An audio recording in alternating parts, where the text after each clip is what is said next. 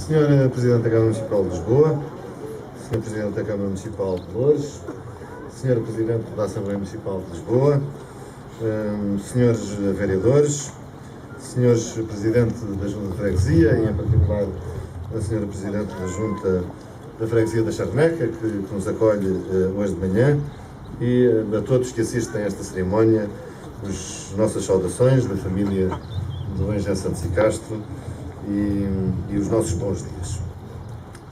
Eu queria, em nome do meu irmão Fernando, dos filhos, dos netos, da demais família que aqui está presente, agradecer a gentileza da Câmara Municipal de Lisboa de fazer esta cerimónia, que é uma reinauguração da Avenida, e também a gentileza de nos ter convidado para ela, e aproveitar também esta ocasião para felicitar a Câmara Municipal de Lisboa e a Junta de Freguesia e as freguesias envolvidas pelo conjunto de melhoramentos nesta importante zona da cidade que são hoje inaugurados e postos ao serviço do público. Eu gostava de contar um pouco da história desta avenida. O nosso pai foi Presidente da Câmara Municipal de Lisboa durante 2 anos e meio, entre 1969, março de 1969 e outubro de 1972. Era um homem conhecido pelo seu dinamismo, foi um presidente total, no sentido que dedicou-se à cultura, Teatro São Luís, à Orquestra Filarmónica, a questões sociais, às questões populares, à habitação e às vias da cidade. Mas ficou sobretudo conhecido como o presidente dos viadutos, uma vez que os primeiros viadutos da cidade foram lançados e construídos no seu tempo. E esta avenida tem a ver com essa história dos viadutos. Eu recordo salvo erro, em 1970 ou 71, ainda hoje lá está, o viaduto de Alcântara, que é o viaduto que atravessa a linha de caminho de ferro de acesso ao Cais de Alcântara, e que é um viaduto mal enjorcado, chamamos assim, uma obra, parece uma obra de engenharia militar, com umas placas de metal. Isso tem uma história, que eu aliás estava aqui a dizer ao Dr. António Costa que se calhar podia ter servido para resolver aqui alguns problemas de conflitos administrativos. O que era o problema? Naquele ponto da cidade, que era um nó muito difícil, ainda hoje é um nó difícil, imaginemos como era quando não havia o viaduto, mandavam 4 autoridades. A Câmara Municipal de Lisboa do lado de cá da linha do comboio, a Administração-Geral do Porto de Lisboa do lado de lá da linha, o Gabinete de Acesso à Ponte sobre o Tejo e a Sociedade de Estoril na linha de caminho de ferro. E, portanto, isto era um problema administrativo impossível. Jamais essas autoridades administrativas se poriam de acordo para resolver o problema do trânsito. O meu pai dava-se bem com o Ministro das Obras Públicas, que, salvo erro, era quem tinha a tutela sobre as outras entidades, e então combinaram um estratagema para fintar a administração pública, que era decidirem fazer uma obra provisória e para resolver o problema, e depois os organismos lá discutiriam o tempo que fosse necessário a estrutura definitiva.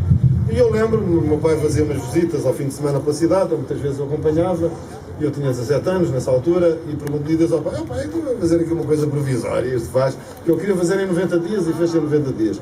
E eu disse, filho, tu não sabes que em Portugal o que é provisório fica definitivo.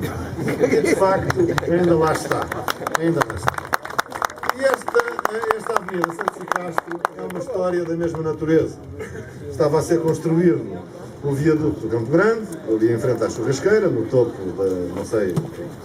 dos pontos cardeais, no topo do Campo Grande, e quem tinha ganho o concurso de Concepção-Construção era um empreiteiro, o Matias, que tinha um engenheiro muito dinâmico, o engenheiro Rosário, com quem o meu pai tinha uma excelente relação. E o meu pai estava muito preocupado com a população que vivia aqui na Charneca. Lembro-me de vir exatamente a esta praça, e no bairro das Galinheiras, que era um bairro clandestino, e que era uma população trabalhadora da cidade, que não tinha nenhum acesso à cidade, a não ser pelas azinhagas incríveis da Amescoa. E vivia incomodado com isso, as pessoas não tinham um transporte coletivo, não havia um autocarro, não era possível colocar meios de serviço para servir a numerosa população que aqui vivia.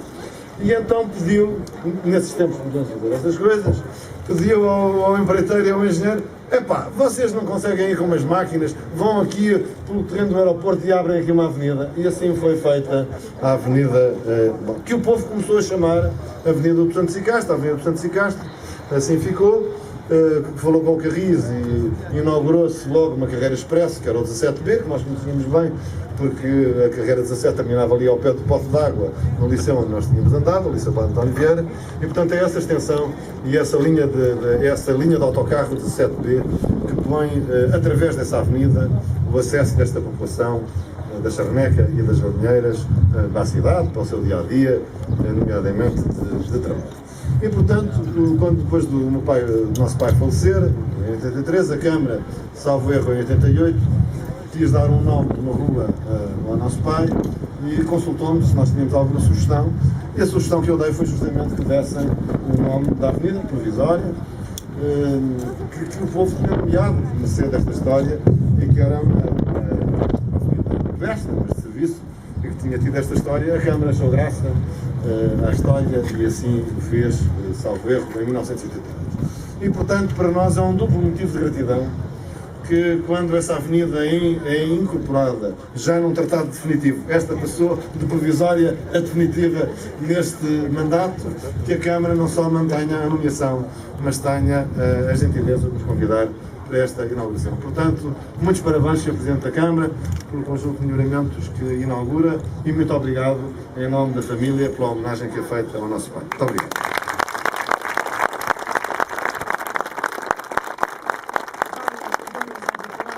Presidente da Câmara Municipal de Lisboa, Dr. António Costa.